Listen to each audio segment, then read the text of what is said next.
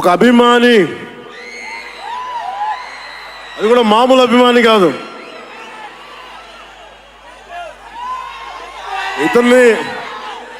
ఇతని స్థాయి, ఇతని విజన్ నాకు చెప్పాడు.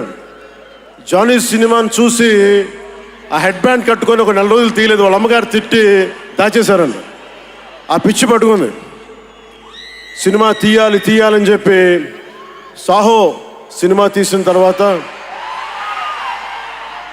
త్రివిక్రమ్ శ్రీనివాస్ గారు, సుజీత్ అని ఒక యంగ్ డైరెక్టర్ ఉన్నాడు, మీరు చేస్తే చాలా బాగుంటుంది అని నా దగ్గరికి సుజీత్ని పరిచయం చేశారు దానయ్య గారి ద్వారా. సుజీత్ ఎక్స్ప్లెయిన్ చేసేది తక్కువ, మనకి చేసేది ఎక్కువ. కథ చెప్పేటప్పుడు ఎలా ఉంటుందంటే ముక్కలుగా చెప్తాడు. ఇలా ఉంటుంది, ఇలా వస్తాడు, 80s స్టైల్, మీ గెటప్ ఇలా ఉంటుంది, ఇలా ఉంటుందని చెప్తారు. చిన్న కటానా ఉంటుంది సార్. తీసేటప్పుడు అతని సత్తా తెలుస్తుంది, మామూలుగా కాదు. అండ్ నేను ఈ సినిమాకి ఇద్దరే stars, not Pawan Kalyan. First star ఎవరు బాగా చేయాలన్నా director, writer, first credit should go to Sujith. తర్వాత సుజీత్ తాలూకు డ్రీమ్ని రియలైజ్ చేయడానికి the one and only Thaman. అతను వీళ్ళిద్దరూ ఎంత పిచ్చిగా చేశారంటే, వీళ్ళు ఒక ట్రిప్లో ఉన్నారు సినిమా అంతా. వీళ్ళ ట్రిప్లో నన్ను కూడా లాగేశారు. ఎలా లాగారంటే నాకే తెలియదు. నేను డిప్యూటీ సీఎం అని మర్చిపోయాను నేను ఈ రోజున.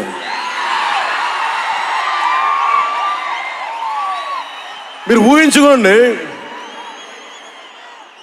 ఒక డిప్యూటీ సీఎం ఇలా కత్తి పెట్టుకొని వస్తే ఎవరన్నా ఊరుకుంటారు చెప్పండి? సినిమాల్లో కాబట్టి చెల్లిపోయింది.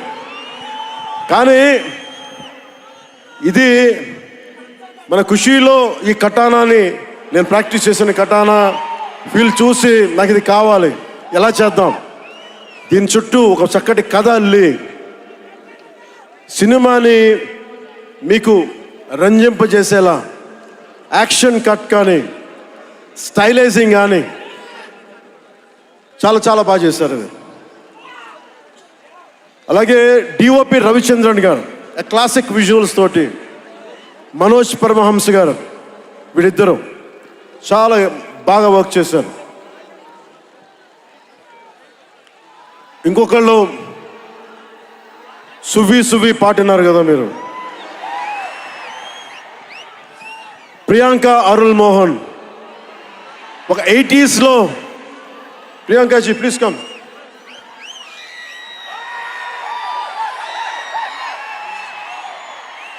ప్రియాంక గారు ఒక 80s ఉండే హీరోయిన్. వీళ్ళిద్దరి మధ్య అనుబంధం చాలా తక్కువసేపు ఉన్న సినిమాలో చాలా హృదయంగా ఉంటుంది. మనకి ఇలాంటి జీవితం ఉంటే బాగుంటుంది అనిపిస్తుంది. అంత చక్కటి లవ్ స్టోరీ తీశాడు తక్కువ నిడివిలో సుజిత్. దానిని well captured by రవికే Chandran sir. ఆయన సినిమా సెల్యులాయిడ్ మీద ఈజ్ అ పోయిట్రీ, అంత బ్యూటిఫుల్ విజువల్స్. సినిమా మీరందరూ, నాకే తెలీదు, ఒక సినిమా కోసం ఇంతమంది ఎదురు చూస్తారు. నేను ఖుషి అప్పుడు చూసాను ఈ జోష్.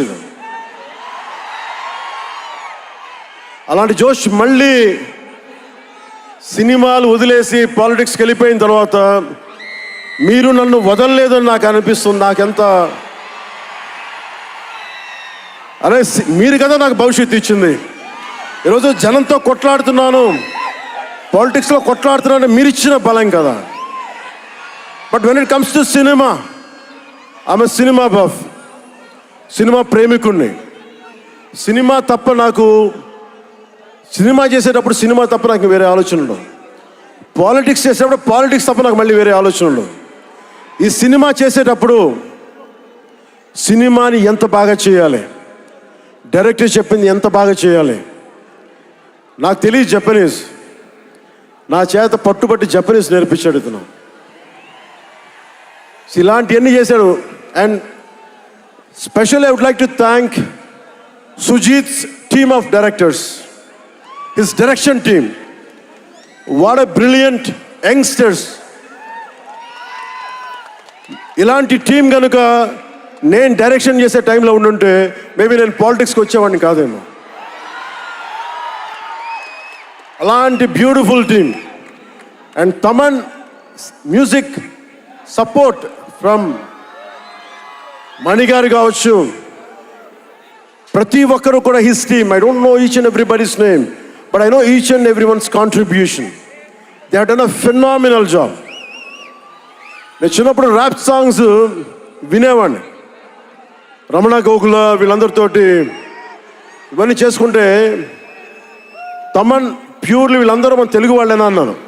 విదేశాల నుంచి పట్టుకొచ్చారని అడిగాను. ర్యాప్ పాట లేదు, అంతా మన తెలుగు వాళ్ళేను. తెలుగు అంటే ఉరుముతుంది ఆకాశం. ఎంత బ్రిలియంట్ పీస్ ఆఫ్ మ్యూజిక్. ఇవన్నీ చాలా చాలా చాలా చాలా ఆనందం వేసింది. ఎప్పుడు చూస్తున్నాం ట్రైలర్? ట్రైలర్ ఎప్పుడు చూపిస్తున్నారు మాకు?